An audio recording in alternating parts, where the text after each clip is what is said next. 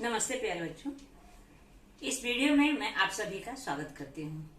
प्यारे बच्चों, हिंदी प्रथम भाषा कुमार भारती के शीर्षक भाषा के प्रश्न के बारे में आज हम पढ़ने वाले हैं। वह एक पूरक पठन है। उसकी लेखिका हैं श्रीमती महादेवी वर्मा। तो सबसे पहले हम महादेवी वर्मा का जीवन परिचय देख लेते हैं। प्यारे बच्चों, हिंदी के सर्वाधिक कवियों में से एक हैं महादेवी वर्मा। महादेवी वर्मा का जन्म 26 मार्च 1907 को उत्तर प्रदेश के फर्रुखाबाद में हुआ था। उनकी प्रारंभिक शिक्षा मिशन स्कूल इंदौर में हुई। महादेवी वर्मा की माता एक विदुषी महिला थी। उन्हें संस्कृत और हिंदी का अच्छा ज्ञान था। महादेवी वर्मा जी के नाना भी एक कवि थे। उनकी माता धार्मिक प्रवृत्ति की थी। इन्होंने ही महादेवी जी को तुलसीदास, सूरदास और मीराबाई का साहित्य पढ़ाया। पारिवारिक माहौल के कारण महादेवी जी में बचपन से ही कविता करने की रुचि थी। वे अपनी माता द्वारा रचित पदों में अपनी ओर से कुछ कड़ियां जोड़ दिया करती थीं। स्वतंत्र रूप से तुकबंदियां करती थी। मात्र 7 वर्ष की आयु में ही उन्होंने कविता लिखना शुरू कर दिया था। 6ठी कक्षा तक शिक्षा प्राप्त करने के उपरांत ही 9 वर्ष की बाल्यावस्था में महादेवी वर्मा जी का विवाह डॉक्टर स्वरूप नारायण वर्मा जी के साथ कर दिया गया। इससे उनकी शिक्षा का क्रम टूट गया, क्योंकि उनके ससुर लड़कियों की शिक्षा प्राप्त करने के पक्ष में नहीं थे। जब उनके ससुर का स्वर्गवास हो गया तो महादेवी जी ने पुनः शिक्षा प्राप्त करना प्रारंभ कर दिया। महादेवी जी छायावादी कवियों में प्रमुख स्थान रखती हैं। प्रमुख रचनाओं में पीड़ा, दर्द, रहस्यवाद, प्रकृति चित्रण यत्र तत्र सर्वत्र दिखाई पड़ता है। आपने गद्य पद्य दोनों विधाओं में समर्थ लेखन किया है। प्रमुख कृतियां ठाकुर जी भोले हैं, आज खरीदेंगे हम ज्वाला, स्मृति की रेखाएं, मेरा परिवार, अतीत के चलचित्र, यामा, रश्मि, निहार, सांध्य गीत, दीपशिखा, सप्तपर्णा आदि। 17 अप्रैल 1980 में काव्य संकलन यामा के लिए उन्हें ज्ञानपीठ पुरस्कार से भी सम्मानित किया गया। ऐसे बहुत सारे पुरस्कारों से उन्हें सम्मानित किया गया। महादेवी वर्मा जी छायावादी कवियों के 4 प्रमुख स्तंभों में से एक हैं। 4 प्रमुख स्तंभ कौन कौन से लोग हैं?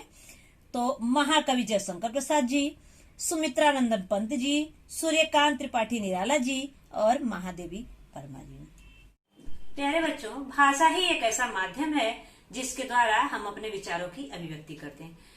इस पृथ्वी पर क्या पूरे ब्रह्मांड में मानव ही एक ऐसा प्राणी है जो भाषा के माध्यम से अपने विचारों की अभिव्यक्ति करता है, चाहे वो दुख हो चाहे वह सुख हो। बिना भाषा के मानव का विकास अवरुद्ध हो जाता है। महादेवी वर्मा ने भाषा को दीपक के लौ से निकलने वाले प्रकाश के समान बताया है। जिस प्रकार से दीपक के लौ से वातावरण प्रकाशित होता है, उसी तरह से भाषा से यह समाज प्रकाशित होता है, या प्रकाश का संबंध है विकास से, कि उसी प्रकार समाज का विकास होता है। प्यारे बच्चों, भाषा का प्रश्न एक भाषण है। इसमें महादेवी वर्मा ने भाषा के प्रश्न पर ये बताया है कि किस तरह से भाषा मानव के लिए आवश्यक है, जरूरी है। इस पाठ में हम यही पढ़ेंगे। आइए बच्चों, भाषा का प्रश्न पूरक पठन, यह एक भाषण है। इसका भाग 1 का वाचन करते हैं। जितना परिच्छेद लेना है उसका वाचन करेंगे और उसका स्पष्टीकरण करेंगे। भाषा मानव की सबसे रहस्यमय तथा मौलिक उपलब्धि है। वैसे बाह्य जगत भी ध्वनि संकुल है तथा मानस जगत को भी अपने सुखद दुखद जीवन स्थितियों को व्यक्त करने के लिए कंठ और स्वर प्राप्त है। प्यारे बच्चों, भाषा मनुष्य की सबसे रहस्यमयी और मूल प्राप्ति है। वैसे तो ये पूरा संसार ध्वनियों का समूह है। इस संसार में मनुष्य ही एक ऐसा प्राणी है जो अपने जीवन के अच्छे बुरे विचारों को अपनी भाषा के माध्यम से व्यक्त करता है। अगला, चेतन ही नहीं जड़ प्रकृति के गत्यात्मक परिवर्तन भी ध्वनि द्वारा अपना परिचय देते हैं। वज्रपात से लेकर फूल के खिलने तक ध्वनि के जितने कठिन कोमल आरोह अवरोह हैं, निदाघ के हरराते बॉन्डर से लेकर वासंती पुलक तक लय की विविधतामयी मूर्छना है। उसे कौन नहीं जानता। पशु पक्षी जगत के सम विषम स्वरों की संख्यातीत गीत मालाओं से भी हम परिचित हैं, परंतु ध्वनियों के इस संघात को हम भाषा की संज्ञा नहीं देते, क्योंकि इसमें वह अर्थवक्ता नहीं रहती जो हृदय और बुद्धि को समान रूप से तृप्ति तथा बोध दे सके। प्यारे बच्चों, चेतन अर्थात सजीव और जड़ अर्थात निर्जीव। चेतन अर्थात सजीव ही नहीं, निर्जीव वस्तुएं भी ध्वनियां करती हैं। जब उनके अंदर कोई परिवर्तन होता है तो वो ध्वनियों द्वारा अपना परिचय देती हैं। इसमें लेखिका महादेव वर्मा कहती हैं कि बिजली गिरने से लेकर फूल खिलने तक बहुत सारी आवाजें होती हैं, कुछ कठिन होती हैं, कुछ कोमल होती हैं, और आरंभ और अंत दोनों अलग अलग होते हैं आवाजों के। जैसे आप देखेंगे गर्मी के मौसम में बॉन्डर भी ध्वनि करता है। कौन सी ध्वनि करता है? हरराने की ध्वनि करता है वो। और वहीं बसंत ऋतु में प्रकृति में हरियाली दिखाई देती है, चारों तरफ मौसम खिला खिला दिखाई देता है। वो भी अपना परिचय खिलकर अर्थात प्रसन्न होकर देता है। यही ध्वनियों का आरोह अवरोह है, यही ध्वनियों का आरोह अवरोह है, उसे सब जानते हैं। इस संसार में जब पशु पक्षी एक साथ समूह में उड़ान भरते हुए चहचहाते हैं या बोलते हैं तो उनके इन ध्वनियों से हम अच्छी तरह से परिचित तो होते हैं, लेकिन उनके ध्वनियों से हम संतुष्ट नहीं हो पाते और न ही हमें उनका सही ढंग से बोध हो पाता है, ज्ञान हो पाता है कि वो क्या कहना चाहते हैं। लेकिन मानव ही एक ऐसा है जो भाषा द्वारा अपने विचारों की अभिव्यक्ति करता है। मानव कंठ को परिवेश विशेष में जीवनाभिव्यक्ति के लिए जो ध्वनियां दाएं भाग में प्राप्त हुई थी, उन्हें उसके अपनी सर्जनात्मक प्रतिभा से सर्वथा नवीन रूपों में अवतरित किया। उसने अपनी जीवनाभिव्यक्ति ही नहीं, उसके विस्तृत विविध परिवेश को भी ऐसे शब्द संकेतों में परिवर्तित कर लिया जो विशेष ध्वनि मात्र से किसी वस्तु को ही नहीं, अशरीरी भाव और बोध को भी रूपायित कर सके। और तब उस वाणी के द्वारा उसने अपने रागात्मक संस्कार तथा बौद्धिक उपलब्धियों को इस प्रकार संग्रहित किया कि वे प्रकृति तथा जीवन के क्षण क्षण परिवर्तित रूपों को मानव चेतना में अक्षर निरंतरता देने को रहस्यमयी क्षमता पा सके। प्यारे बच्चों, मानव को अपने जीवन की अभिव्यक्ति के लिए जो ध्वनियां विरासत, देखिए यहाँ दाएं भाग दिया हुआ, दाएं भाग मतलब विरासत होता है, जो ध्वनियां विरासत के रूप में मिली हैं या अपने वातावरण से जो कुछ भी प्राप्त किया है उसे अपनी रचनात्मक योग्यता द्वारा नया रूप देने का कार्य करता है। अर्थात मानव अपने विचारों में नया नया परिवर्तन लाता रहता है। प्यारे बच्चों, मानव अपने अनुभवों को, विचारों द्वारा प्रकृति को, समाज को अपने ध्वनियों के माध्यम से व्यक्त करता है। मानव जो भी जीवन में बोलने की और समझने की क्षमता प्राप्त हुई है मानव को, उसे नए नए वातावरण में जाने पर नए नए संकेत में परिवर्तित करता है। वो मानव को जो भी जीवन में बोलने की और समझने की क्षमता प्राप्त हुई है, उसे नए नए वातावरण में जाने पर वह नए नए रूपों में परिवर्तित करता है और नया नया संकेत देता है। मानव जो वस्तुएं साकार रूप अर्थात मूर्त दिखाई देती हैं, जो उसको तो अपने ज्ञान एवं बुद्धि से अपनी भाषा द्वारा एक नया रूप देता ही है, लेकिन जो वस्तुएं नहीं दिखाई देती हैं, अमूर्त हैं, वो उसे भी मानव क्या करता है, उसके बारे में भी कल्पना करता है, सोचता है और एक नया रूप देने का काम करता है। वो किसके द्वारा? अपने बौद्धिक क्षमता और ज्ञान के द्वारा उसे भी क्या करता है, अलग अलग रूपों में भाषा के माध्यम से व्यक्त करता है। आप देखेंगे जैसे प्रवचन होता है, बड़े बड़े महात्मा होते हैं, आप रामचरितमानस या कुछ भी ले लीजिए, उसके बारे में देखिए, सबके अलग अलग विचार होते हैं। वहां पे उन चीजों को वो देखे नहीं रहते, वो अमूर्त होती है, अशरीरी होती है, लेकिन उनके बारे में जैसे न्याय हुआ, चाहे कोई भी चीज है, ईश्वर को ही ले लीजिए, उनके बारे में इतने गूढ़ रहस्य को वो अपने विचारों द्वारा व्यक्त करते हैं। किसके द्वारा? बौद्धिक क्षमता द्वारा ही वो अनुभव करके उसको व्यक्त करते हैं। आइए बच्चों, भाग 1 का शब्दार्थ देखते हैं। शब्दार्थ आपका आया है, देखिए रहस्य आया है। रहस्य, रहस्य मतलब भेद। अगला है आपका मौलिक। मौलिक,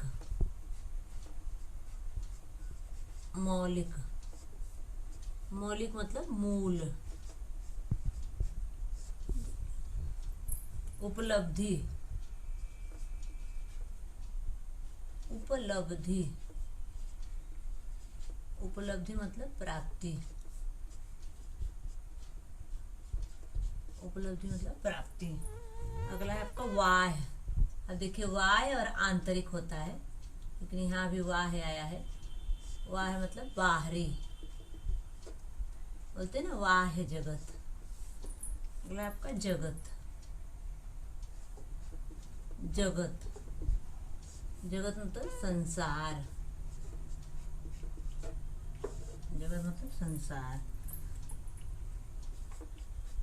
संकुल, अगला है संकुल। ध्वनि संकुल, ध्वनियों का समूह, संकुल। अगला है स्वर। अगला है स्वर। स्वर मतलब ध्वनि या आवाज, ध्वनि या आवाज। अगला है चेतन। चेतन मतलब सजीव, सजीव। और जड़, जड़ मतलब निर्जीव, निर्जीव। अगला है गत्यात्मक। गत्यात्मक, गत्यात्मक का गतिशील, गत्यात्मक का गतिशील। फिर अगला है वज्रपात। वज्रपात, वज्रपात का क्या होगा? आकाशीय बिजली, आकाशीय बिजली गिरना, आकाशीय बिजली, आकाशीय बिजली गिरना। एक आएगा भीषण संकट, नहीं बोलते ना उनके ऊपर वज्रपात गिर गया है। भीषण संकट, किसी का पति मर जाए, किसी का जवान लड़का मर जाए, तो भीषण संकट। अगला है आपका निदाघ। निदाघ, निदाघ मतलब गर्मी। फिर अगला है पुलक। पुलक मतलब प्रसन्नता, प्रसन्नता। अगला है मूर्छना। मूर्छना 7 स्वरों का क्रम। मूर्छना 7 स्वरों का क्रम, स्वरों का, स्वरों का क्रम। अगला है आपका संघात। संघात, संघात मतलब प्रहार, प्रहार। अगला है तृप्ति। तृप्ति, तृप्ति मतलब संतोष। अगला है बोध। बोध मतलब ज्ञान। इसके बाद है परिवेश। परिवेश मतलब वातावरण। परिवेश, परिवेश मतलब वातावरण, वातावरण। अगला है दाय भाग। दाय भाग, दाय भाग मतलब विरासत, जो भी विरासत रूप में माँ बाप से मिलती है, विरासत। अगला है सर्जनात्मक। सर्जनात्मक, सृजनात्मक का रचनात्मक, रचनात्मक। अगला है अवतरित, अवतरित, अवतरित मतलब उद्धृत, उद्धृत, उद्धृत। फिर अगला है विस्तृत, विस्तृत मतलब व्यापक, विस्तृत, विस्तृत मतलब व्यापक। अगला है अशरीरी, अशरीरी, अशरीरी मतलब अमूर्त, मतलब जो दिखाई न दे, अमूर्त या जो दिखाई न दे। अगला है राग, राग मतलब प्रेम, राग मतलब प्रेम। अगला है संग्रहित, संग्रहित, देखिए संग्रहित आया है, संग्रहित नहीं है, संग्रहित मतलब एकत्रित, एकत्रित करना, एकत्रित करना। अगला है अक्षर, अक्षर, अक्षर मतलब अपरिवर्तनशील या नश्वर, या नश्वर जो कभी नहीं समाप्त होता है। अगला है क्षमता, क्षमता मतलब सामर्थ्य, सामर्थ्य, सामर्थ्य। आइए बच्चों, भाषा का प्रश्न पूरक पठन भाग 1 का आकलन कृति देखते हैं। इसमें 2 नंबर का आकृति पूर्ण आता है या संजाल पूर्ण, और 2 नंबर का स्वमत आता है। इसमें ग्रामर इसमें का नहीं आता है एग्जाम में। इसमें 4 नंबर का गद्य से आता है, 4 नंबर का पद्य से आता है, लेकिन फिर भी ग्रामर हम लोग देख लेते हैं। क्वेश्चन है, मानव को अपने दुख सुख व्यक्त करने के लिए उपलब्ध मार्ग, मानव को अपने दुख सुख व्यक्त करने के लिए उपलब्ध मार्ग कौन कौन सा मार्ग है? तो पहला है कंठ और दूसरा है स्वर, पहला है कंठ और दूसरा है स्वर। अगला है, मानव ने दाएं भाग में प्राप्त ध्वनियों को अपनी इस प्रतिभा से तथा इस रूप में अवतरित किया। मानव ने दाएं भाग यानी विरासत, दाएं भाग में प्राप्त ध्वनियों को अपनी इस प्रतिभा से तथा इस रूप में अवतरित किया। किस रूप में? सर्जनात्मक प्रतिभा से नवीन रूपों में, सर्जनात्मक प्रतिभा से, जो रचनात्मक प्रतिभा उनके अंदर है उसके द्वारा, और एक नए रूप में। अगला है, कारण लिखो। ध्वनियों के संघात को भाषा की संज्ञा नहीं दे सकते, ध्वनियों के संघात को भाषा की संज्ञा नहीं दे सकते। क्या कारण, क्यों नहीं दे सकते? तो क्योंकि इसमें वह अर्थवक्ता नहीं रहती जो हृदय और बुद्धि को समान रूप से तृप्ति और बोध दे सके। क्यों नहीं दे सकते? क्योंकि इसमें वह अर्थवक्ता नहीं रहती जो हृदय और बुद्धि को समान रूप से तृप्ति और बोध दे सके। तृप्ति मतलब संतोष, बोध मतलब ज्ञान। ये सारा हम लोग शब्दार्थ जो है कठिन शब्दों में आप याद कर लोगे तो आपको समझ में आ जाएगा। आइए बच्चों, व्याकरण देखते हैं। संधि विच्छेद कर संधि के नाम लिखो। देखिए, संख्यातीत, अब इसका होगा आपका संख्या धन और तीत। यहाँ पे देखिए आ और अ मिला करके हुआ है। ये कौन सी संधि है? यहाँ पे आ स्वर है, ये भी स्वर है, तो कौन सी संधि होगी? स्वर संधि। स्वर संधि के अन्य प्रकार नहीं लिखना है आपको, स्वर संधि ही लिखना है खाली, उसको आपको पूरा नंबर मिलेगा। फिर देखिए ये संधि विच्छेद क्यों में, तो सूर्य धन अस्त, सूर्य धन अस्त, अ धन अ बराबर क्या बना यहाँ पे? सूर्यास्त। ये कौन सी संधि है? यहाँ पर भी स्वर है, यहाँ पर भी स्वर है, इसलिए कौन सी संधि होगी? स्वर संधि। कौन सी संधि? स्वर संधि। अगला है संसार, समधन सार। यहाँ पर देखेंगे, यहाँ पे स्वर नहीं है, व्यंजन है, यहाँ पे स्वर। जहाँ पे स्वर या व्यंजन हो और दूसरा स्वर हो, वहां पे कौन सी संधि होगी? व्यंजन संधि।